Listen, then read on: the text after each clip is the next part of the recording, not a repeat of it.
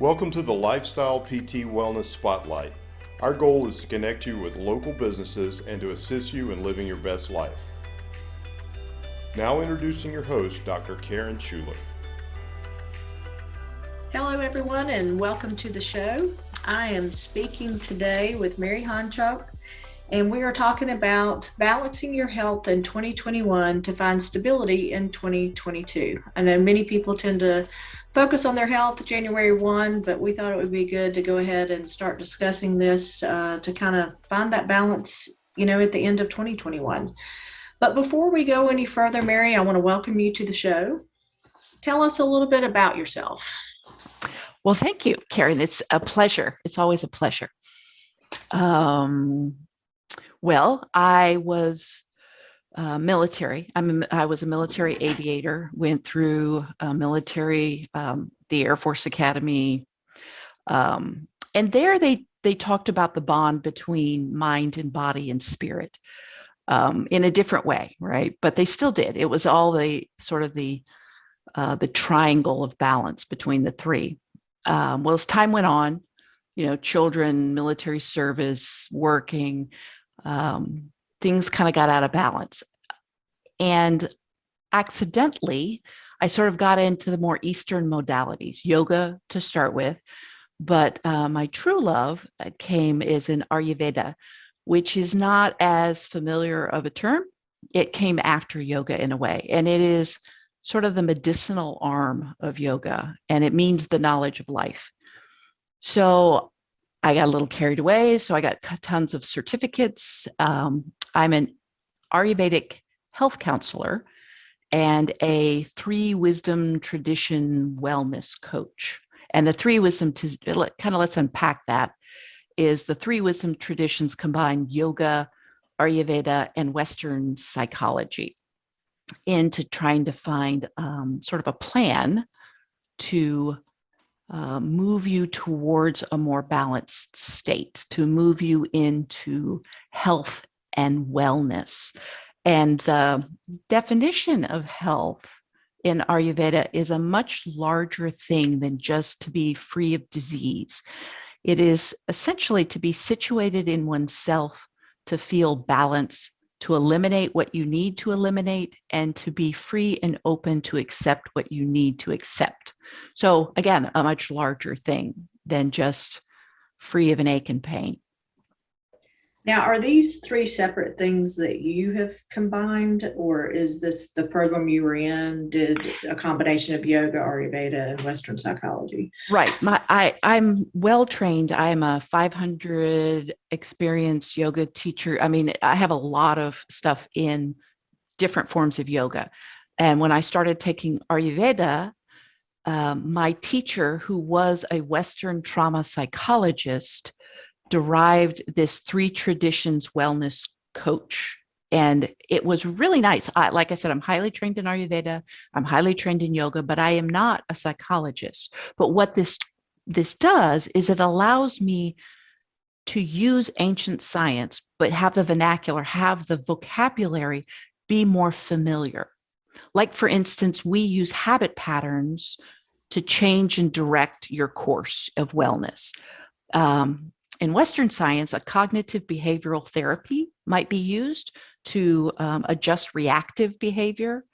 People often associate that with like PTSD. You hear a sound, you drop to the ground because you think it's a bullet versus just a tire blowing. But it can also be used for much more milder things. Going to an evening's glass of wine to calm down versus a guided meditation. You can use the tool in the same way. Well, in yoga and Ayurveda, they've been using those tools for thousands of years, but they do it in a very metaphorical, kind of poetic way. For instance, my favorite is one of the Upanishads, meaning as your desire is, so is your will.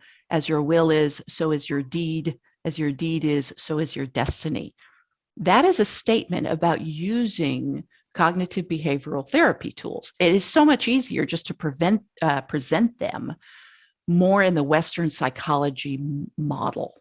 People get it easier than a poem. So that's how I found that I really enjoy using this three traditions wellness versus just a straight Ayurvedic model. Because I use things like anchors. We're going to anchor this to your morning routine. We're going to anchor this to your evening routine. I use triggers. Again, so the vocabulary is more Western psychology. The things I suggest are from the Eastern modalities, though. So you're basically saying, if we're going to find balance, we've got to retrain our habits. And in order to do that, this cognitive behavior retraining really is a must. Like, yes. You're not going to change those habits without it. Right. And there's these reactions.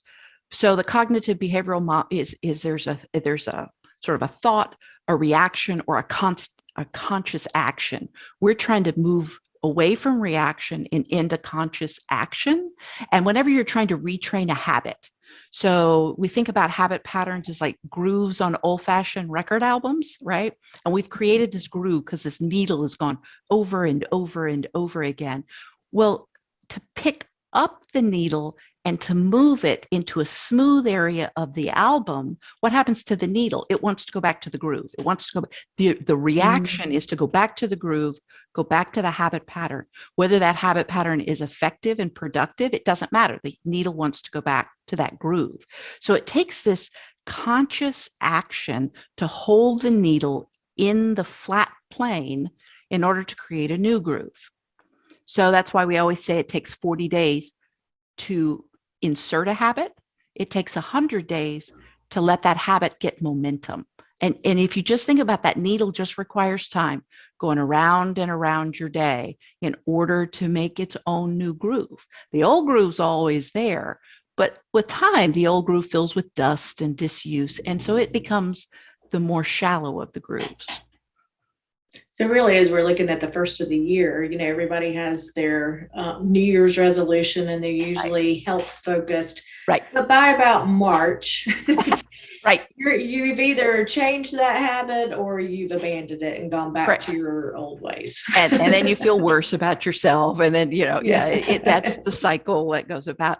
But it's this idea that any new habit, you have to be very delicate with it. You have to be conscious, and it's hard to be conscious all of the time. I mean, I don't think anybody can be conscious all of the time, but it's with these tools that I have in my purse that I give these people, and to bring them back into conscious awareness, to add some momentum. Usually I see what they're doing, and then I try to anchor new habits onto the stuff that they're already doing, so it's not crazy out of whack. It's really hard to replace that glass of wine with 15 minutes of full meditation. You're not going to take that step, most likely, unless you used to meditate and then the glass of wine is the new habit. Yeah. Then I can get you back to meditation. But if meditation is the new habit pattern, you won't even make March by the time the glass of wine is there and the meditation is. I just don't get that. So I try to find baby steps in between so that it's not such a crazy, it's not just a crazy step. You can't go from not exercising at all to expecting you're going to be doing an hour 5 days a week routinely. Right. You might get 1 or 2 weeks out before something happens, inevitably. So really, through health coaching and someone guiding you're setting it up so they can be a little bit more successful with achieving those goals, but also I like the way you're talking. I mean, it really is habit changing, it's all habit changing. And if you look at any of the Western models of habit changing, again, it's this record groove. We have created momentum in places that we never even tried to create momentum. But just because for what we do every day, that is what creates us. What we eat every day, that is what creates us. That's what creates our new tissues, So if you're not consciously focused of what are you doing every day, you create a destiny that you were unaware you were creating. So when we wake up and our body's out of balance and we're hurting, or we have inflammation, or we have gut issues, that didn't just happen yesterday. Correct. And a lot of times by the time somebody comes to see me, they are deep in this other pattern, and they immediately want out. And usually we say, how long it took you to wind in is how long it's going to take you to unwind. It doesn't mean that it's you can't get better, but it's a very incremental stage, because again, if something happens where you get stressed out, you're going to sling back into the old habits. It's just natural, and then you pick yourself up, dust yourself off, and put the record needle back into the smooth or the lighter groove, and you begin again. And so it's this idea of sort of herding your momentum in better directions. So don't defeat yourself, Correct. when you don't necessarily achieve that goal right off the bat, but just keep at it, and eventually that groove will be your new habit and Correct. your new default.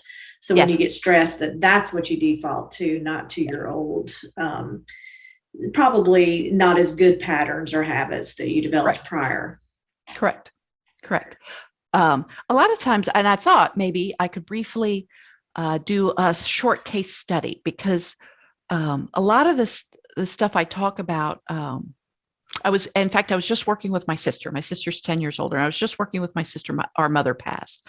And I was working with her on some different things because we were just together. And she's looking at me strangely like, I've just never heard somebody talk the way you do about thoughts and patterns. So the language is different than what most people are accustomed to, but the process in order to give you a wellness plan is actually quite pragmatic. It's just sometimes the words I use, like I have people rate their satisfaction at each meal, and that is how it digests, how it tastes, how it makes you feel, and what energy it gives you after the food. Rate it 1 to 10. And that's kind of an odd thing. People want to be healthy. So either they rate it high on the healthy standard, but yet it gives them gas. And, it's this, it's a different pattern in which we go in and look for things. And it's often not what Western, we talk a lot about feeling satisfied. And so you have to define what that is, really. So I thought maybe going through a quick case study wouldn't seem so strange to people. I think that's a great idea. I mean, I'm hearing you say we got to be more present. We got to, because even when you were talking about the meal, it's like, do you even remember what you just ate? Sometimes we're so on the merry-go-round, or really roller coaster more than merry-go-round, that we just don't even sometimes know what we're doing. We're not fully present in our actions. So I think a case study would be a great way for us to learn and to, see how someone, if they wanted to come to you, you would take them through a wellness coaching, session. Okay. All right. So the woman I use as an example, she's in her early 50s. She has psoriasis on her hand, and she's up her arm too, but she's most embarrassed by the hand, like hand shaking, because it's there and you can see it, and has not been having the ability to lose weight anymore. Now, this woman really, by looking at her, really doesn't need to lose weight, but I'm sure she's maybe a little bit heavier than she was in her 20s. So at first I give a questionnaire, and usually I do this before we even meet, because I'm asking a lot of details that, as you said, most people aren't aware of. I ask what time you wake up. I ask what time you go to bed. I ask what you eat, how you eat it. Just as you said, are you doing it on the run? Do you remember what you eat? Do you chew? I mean, so I have a lot of different more finer point questions about your day. And if I found early on that if I just asked those questions, people told me about the day they were in at best. And 2 days ago, they're not going to remember. So I try to get a questionnaire out and give them several days to kind of think about what their normal day is like, from start to finish. And then let's see, we meet after that, usually for the first time, and we go over, I've read their questionnaire, and we go over, some of the things that they, have talked about. And it's often, I find things that they don't think is a big deal that I think is a big deal. For instance, with this woman, her biggest deal to me was that she never took a break from work. She worked from home. She had older children, and her husband worked away from home. She had just recently started working from home. And so she never felt satisfied with work. She was always working, always, always, always working. But the one thing that she would do is she'd cook dinner for her family. So she would take time for that, but she would do it after the work hour. So dinner was kind of later. To me, was very notable in her, which she didn't find notable because she never felt that what she was doing was enough at her workplace. She never felt what she was doing was enough. So she always did more. She did quite a bit more working from home than she ever did while she went to the office. So to me, that was my big thing that she hadn't even noticed.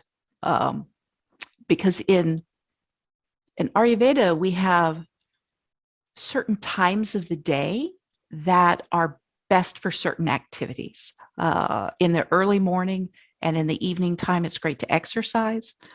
Midday, 10 a.m., 2 p.m. is the best time for you to eat. Your digestion is at its best between those hours. So it's best to get a lot of your calories in between 10 a.m. and 2 p.m. And then between 10 p.m. and 2 a.m., your body digests as well, but it digests your day. It digests emotions. It digests thoughts. It digests actions of the day. So if you're not asleep in that 10 p.m. to 2 a.m. time, you often wake back up again. And so then, like I know if I come home from a trip and it's at past midnight, I'm not going to go to bed until probably 4 or 5 a.m. because I've hit that second awake time. So those were the big points when she filled out her questionnaire that I saw. Let's talk about certain things that I suggested to her. We use the term anchor point, which we try to anchor new habits onto stuff you're already doing. But I realized that during her day, she did nothing for herself except work. So what I wanted to do was take that gift she was giving her family by a home-cooked meal. It was a very healthy meal by Western standards, salads, lean meats. But I wanted to give her the opportunity to have a break midday. So what I did was I drew forward. I said, prep for your mid-meal, or prep for your dinner meal at mid-meal. Then you can have lunch and your dinner can be earlier. And that went okay with her. But here's the part that I wanted her really to do that didn't quite go so well, is I wanted her at 10 a.m. to do a guided meditation, 25 minutes. It's called Yoga Nidra. You lay down, you put a cover on, and you listen to this very specific guided relaxation. So that was my big want for her to do. And then she picked 2 more things. I usually give like 4 or 5 suggestions, and then I suggest one that I'm pretty firm on, and then let them choose a couple more. And she chose the walking after dinner and trying more soups and integrating 6 tastes in a meal. So you have 6 tastes in your tongue. If each meal has the accumulation of all 6 tastes, doesn't have to be in each dish, like almost a Chinese methodology is the combined dishes at your dinner should have all 6 of the tastes. And they're sweet, sour, salty, astringent, bitter, and pungent. So she liked that idea. So we worked on that. Let me ask a question about that. So at 10 a.m., that's when you were saying that you wanted her to do the guided meditation? Yeah. Yes, exactly. Isn't it weird? What a weird time I was going to say that's surprising to me because I would think you would want to be stimulating and getting ready for your day. So why guided meditation at 10 a.m.? The 10 a.m. is a transitionary between a more solid time of the day, which is a good time to work out, to the digesting part of your day. But what the Yoga Nidra does is this woman, because of this lack of satisfaction throughout her whole day, based upon her work and her sense of confidence and whatever thing, she was driving herself into her sympathetic nervous region all day long. And when you're in your sympathetic nervous response, you don't digest well. You can digest, you just don't digest well. The job of the sympathetic nervous system is to send blood out to your limbs, to make you fast, make you strong, because you're running from the tiger. Now, the problem is that her tiger was mythical, so she could never conquer this tiger. But she was pulling herself away from the parasympathetic nervous system, which that's the one that says rest, digest, all is well. So this Yoga Nidra, this 25-minute guided relaxation, is designed to drive you into your parasympathetic region. So at first, when people first begin doing Yoga Nidra, they fall dead asleep, and that's okay. It counts because the words kind of go through your head and you're calming down. And then when you're in your parasympathetic region, she'll be able to eat calmly and nicely and maybe rate her lunchtime meal with a much higher satisfaction rate. This woman never rated one meal above a 6, ever. So at best, she was rating her satisfaction every time she ate as a 6. And your meals should be this sort of sacred, nourishing, even if it's 5 minutes. And she was giving herself none of those. So I wanted to give her a calm place in which to nourish herself midday. Okay, that makes sense. That's so opposite of the way most of us operate and most of us think. Correct. And it doesn't have to be that long, but the problem was she had gotten herself so wrapped tight around, and she wasn't conceptualizing that she was in her sympathetic nervous response. To her, that was her personality, right? And this, right, yeah. You just say, I'm wound tight. I'm type A. Correct. I'm type A. Everybody loves to say that as some sort of compliment when they realize they probably haven't digested a meal in 40 years. So we try to go calm, a little bit lighter. So that was why I was driving that 10 a.m. relaxation and a midday break. So, and again, that's why I thought it would have an effect on the psoriasis, on her anxiety. Which were examples of inflammation. Right. Just examples of everything being out of balance. Correct. And she was just pushing herself all of the time. And you were talking about the 6 taste. Is that for digestion? Is that the reason that you want to get the different yes and no? It also has to do with satisfaction. We all have foods that provide us no satisfaction. Like I could probably eat like 3 whole pizzas and never feel satisfied. I just go straight to bloated. Cookies. My husband and cookies. He could eat dozens of cookies. He would never feel satisfied. He only just feels the regret associated with all of those cookies. So what I was trying to find is the 6 tastes also gives you that sense of satisfaction. So, and also I was trying to pull her away from salads and going to soups, because it's not that salads are bad. In certain seasons, they're quite appropriate, but they're harder to digest than a soup. A soup is already warmed to your body temperature. A soup is already chopped. A soup already has a lot of nutrients in the broth, which has already sort of been transformed, not digested, but transformed into something that is much more digestible for us. I mean, man has been cooking with fire for thousands and thousands of years. And consequently, it's easier for us to digest foods that have been transformed by fire than foods that have not. Like anything raw is harder to eat than anything cooked. And so that's why I was going into the 6 tastes, soups, to allow, and also the evening meal The midday meal should be your largest meal. The evening meal should be a smaller meal. And so I was trying to drive the calories to the midday meal and shrink the calories of the evening meal. And soup is a great way to do that. Before we go deeper into this, let's take a break. But when we come back, let's talk about how many sessions an individual may need in order to create this balance.